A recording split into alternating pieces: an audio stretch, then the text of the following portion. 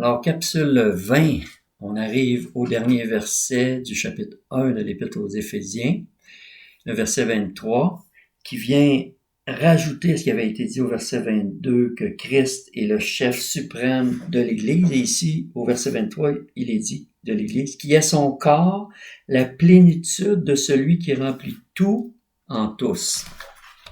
Alors, c'est un verset qui est vraiment puissant parce qu'il affirme que Christ est pas complet sans son corps, l'Église, puisqu'elle est sa plénitude. C'est ce qui est dit, elle est la plénitude de celui, c'est-à-dire Christ, qui remplit tout en tous.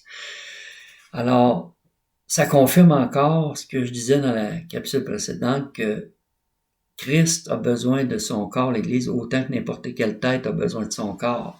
Et en même temps, quand il est dit, comme on va le voir plus tard au chapitre 5, quand il va être parlé de la relation entre le mari et son épouse, il va être dit au verset 31 et 32, « C'est pourquoi l'homme quittera son père et sa mère pour s'attacher à sa femme, et les deux deviendront une seule chair. Ce mystère est grand. Je dis cela par rapport à Christ et à l'Église. » Un grand mystère que cette union d'un homme et d'une femme qui en font une seule chair, un rapport qui est fait avec Christ et l'Église, qui deviennent un seul esprit, parce qu'il est dit dans 1 Corinthiens que celui qui s'attache au Seigneur est avec lui un seul esprit. Et quand on pense que le Seigneur Jésus a dit dans Matthieu 19,6, en parlant sur le mariage, « Ainsi, ils ne sont plus deux, mais ils sont une seule chair, que l'homme donc ne sépare pas ce que Dieu a uni. » De la même manière que Ève, dans la pensée de Dieu en tant que créateur au commencement, devait être prise de la côte d'Adam dans son sommeil, l'Église, de la même manière, a été prise de la côte percée de Christ dans sa mort. Et si quelqu'un considère le salut seulement sur un plan personnel, il vise trop bas. Et c'est là que la deuxième valeur dont on a parlé précédemment, celle de la communauté, prend tout son sens, parce que la gloire de Christ est liée à l'Église, et quelqu'un qui prend pas à cœur l'Église ne prend pas à cœur la gloire de Christ. Dieu avait dit, il n'est pas bon que l'homme soit seul, je vais lui faire une aide qui lui soit semblable, une aide semblable à lui, je vais lui faire une aide. Et c'est la même chose de Christ. Dieu lui a fait une aide qui soit semblable à lui. Il n'est pas bon que Christ soit seul. Il n'est pas bon que l'homme soit seul. Et Paul dit, c'est un grand mystère. Il n'est pas bon non plus que Christ soit seul. Alors Dieu lui a fait une aide qui était semblable à lui. Et ça fait partie de notre identité chrétienne, qui est la première valeur.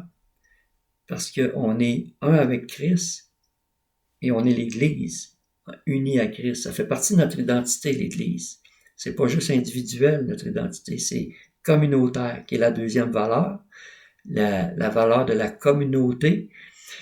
Et c'est intimement lié aussi au fait de la troisième valeur, qui est celle de la maturité. Parce que si on se sépare de ce que Dieu a uni, on ne peut pas grandir en maturité. Parce que c'est à l'intérieur des relations dans l'Église qu'on va grandir en maturité, que l'homme ne sépare pas ce que Dieu a uni. Et si on s'en sépare, on refuse de prendre nos responsabilités, qui est la quatrième valeur. Notre responsabilité à l'intérieur du corps, de contribuer à son édification. Et pour finir, on passe à côté de la cinquième valeur, qui est notre destinée. Quand Jésus est apparu à Paul sur le chemin de Damas, il a dit « Saul, Saul, pourquoi me persécutes-tu » On voit que Christ lui-même s'est identifié, lui, à l'Église. Il l'a identifié à lui, puis lui à l'Église. Pourquoi me persécutes-tu? C'est Jésus qui a dit ça à Paul.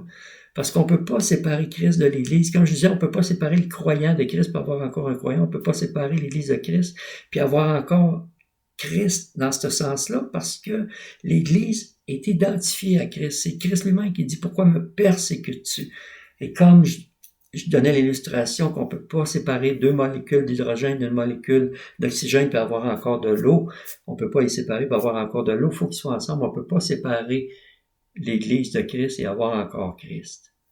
C'est une seule entité que l'homme ne sépare pas, c'est que Dieu a uni. On ne peut plus enlever l'Église de Christ.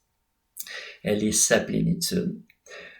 Alors, est-ce que c'est suffisant comme expression pour exprimer la valeur que l'Église a dans l'intention suprême de Dieu, au verset 10, qui est de réunir sous un seul chef Christ, tout ce qui est dans les cieux sur la terre? C'est la même pensée qu'ici au verset 23, qui dit Christ et l'Église est la plénitude de celui qui remplit tout en tous. Christ est celui qui remplit tout en tous. Dieu veut que à la fin tout soit rassemblé en Christ et que Christ remplisse tout en tous aussi. Alors c'est évident, oui, que Paul veut qu'on apprécie à sa pleine valeur la place qu'on a en tant qu'Église de Christ dans l'intention suprême de Dieu, une intention aux dimensions cosmiques. Alors prenons à cœur, en terminant le chapitre 1, de bénir Dieu pour toutes les bénédictions que nous avons en lui dans les lieux célestes, qui était le verset 3. Béni soit le Dieu et Père de notre Seigneur Jésus-Christ qui nous a bénis de toute bénédiction spirituelle dans les lieux célestes en Jésus-Christ.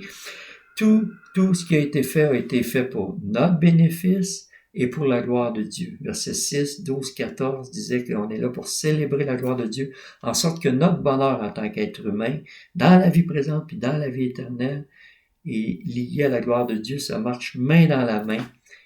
Et comme Dieu avait dit justement à Abraham, marche devant ma face et sois intègre, cet appel-là n'a pas changé. Ça marche main dans la main. On est appelé à marcher main dans la main avec la gloire de Dieu. Et c'est l'appel sur nos vies, comme c'était l'appel déjà sur la vie d'Abraham, marche devant ma face et sois intègre. Et comme on va le découvrir dans la suite d'Éphésiens, c'est vraiment un appel qui persiste encore aujourd'hui.